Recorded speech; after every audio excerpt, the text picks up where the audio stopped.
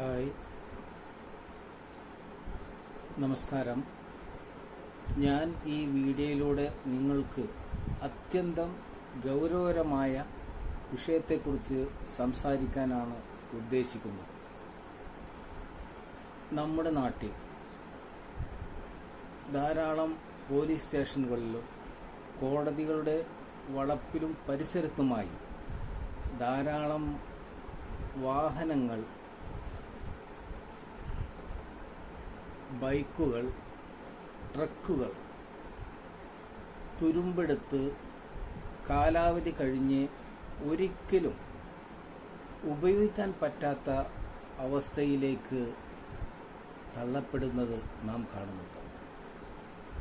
ഇത് ആരൊക്കെയാണ് നമുക്ക് നഷ്ടം വരുത്തുന്നത്? ഇത് ആർക്കൊക്കെയാണ് നമുക്ക് നഷ്ടം സംഭവിച്ചുകൊണ്ടിരിക്കുന്നത്? എൻ്റെ നഷ്ടം, നിങ്ങളുടെ നഷ്ടം, ദേശത്തിൻ്റെ നഷ്ടം. നാം കാണാതെ പോകുന്ന വലിയൊരു സമ്പത്ത് ഇതുപോലെ നശിക്കുന്നുണ്ട്. അതിൻ്റെ പറ്റിയ ഒരു പരിഹാരം ഉണ്ടാകുമോ എന്ന് ചിന്തിച്ചപ്പോഴാണ് അതിൻ്റെ ആ ചിന്തയിൽ നിന്നാണ് ചില ആശയങ്ങൾ എൻ്റെ മനസ്സിലേക്ക് വന്നത്. കഴിഞ്ഞ ദിവസം ഒരു യാത്രയിൽ പലപ്പോഴും എൻ്റെ മനസ്സിലുണ്ടായ ഒരു സംഗതിയാണ്.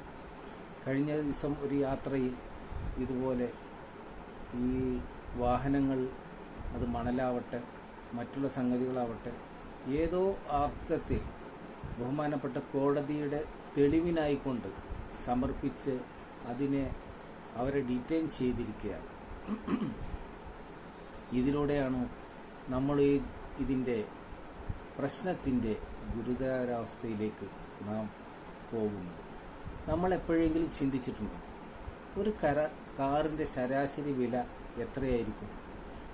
ചുരുങ്ങിയത് 10 ലക്ഷം 12 ലക്ഷം രൂപ വരുന്നുണ്ട്. എന്നാൽ ഒരു കാറോ ബൈക്കോ അതുപോലെ തന്നെ 2-3 വർഷങ്ങളോളം മഴയിലും വെയിലത്തും നിൽക്കുമ്പോൾ എന്താണ് അതിന് സംഭവിക്കുക? അതിൻ്റെ മൂല്യം പകുതിയിൽ താഴെ പോയി പിന്നെ ആരും തിരിഞ്ഞു നോക്കാതെ ഉപയോഗിക്കാൻ പറ്റാതെ വന്നുകൊണ്ട് വലിയ നഷ്ടം രാഷ്ട്രത്തിന് ഉണ്ടാക്കിയിരിക്കും. പലപ്പോഴും ഒരു സ്ക്രാപ്പിൻ്റെ വില പോലും നമുക്ക് കിട്ടാൻ കഴിയാത്ത രീതിയിൽ അതിൻ്റെ അവസ്ഥ മാറിയിട്ടുണ്ടാകും. ഇതൊക്കെ ചിന്തിച്ചാൽ വർഷത്തിൽ കോടിക്കണക്കിന് രൂപ വിലമതിക്കുന്ന സമ്പത്താണ് നാം നോക്കി നിൽക്കൊണ്ട് തന്നെ നഷ്ടപ്പെട്ടുകൊണ്ടിരിക്കുന്നത്. നീതിക്ക് വേണ്ടി ഇതൊക്കെ താൽക്കാലികമായി സൂക്ഷിക്കുന്നത് ശരി തന്നെയാണ്. പക്ഷേ നീതിയുടെ പേരിൽ ദേശസമ്പത്ത് ഇങ്ങനെ നഷ്ടപ്പെടുന്നത് തീർച്ചയായും നാം ആലോചിക്കേണ്ടതുണ്ട്. ബന്ധപ്പെട്ട ആളുകൾ അതിലേക്ക് ശ്രദ്ധ തിരിക്കേണ്ടതുണ്ട് എന്നാണ് എനിക്ക് ഈ അവസരത്തിൽ പറയാനുള്ളത്. ഇനി ഇതിന് വല്ല പരിഹാര മാർഗങ്ങളോ? ഞാൻ നിരന്തരം ചിന്തിച്ചു കൊണ്ടിരുന്നു, എങ്ങനെയാണ് നമുക്ക് ഇതിനൊരു പരിഹാര മാർഗം ഉണ്ടാവുക എന്നത്. എൻ്റെ ചിന്തയിൽ നിന്ന് ഉരുത്തിരിഞ്ഞു വന്ന ഏതാനും ചില സംഗതികൾ നമ്മുടെ രാഷ്ട്രത്തിൻ്റെ സാമ്പത്തിക അവസ്ഥയെ പരിഗണിച്ചുകൊണ്ട് നിങ്ങളുടെ മുമ്പിലേക്ക് വെക്കുകയാണ്. ബന്ധപ്പെട്ട എല്ലാവരും അത് ശ്രദ്ധിക്കുമെന്നാണ് എൻ്റെ അഭിപ്രായം. എനിക്ക് പറയാനുള്ളത്, ഒരു കാലാവധി നിശ്ചയിക്കുക. 10 20 അല്ലെങ്കിൽ ഇതിൻ്റെ കോടതി വിധി തീരുന്നവരെ സൂക്ഷിക്കാതെ ഒരു 6 മാസം അല്ലെങ്കിൽ ഒരു വർഷത്തിനുള്ളിൽ ഈ തെളിവുകളെല്ലാം ഡിജിറ്റലായി രേഖപ്പെടുത്താൻ സാധിക്കും.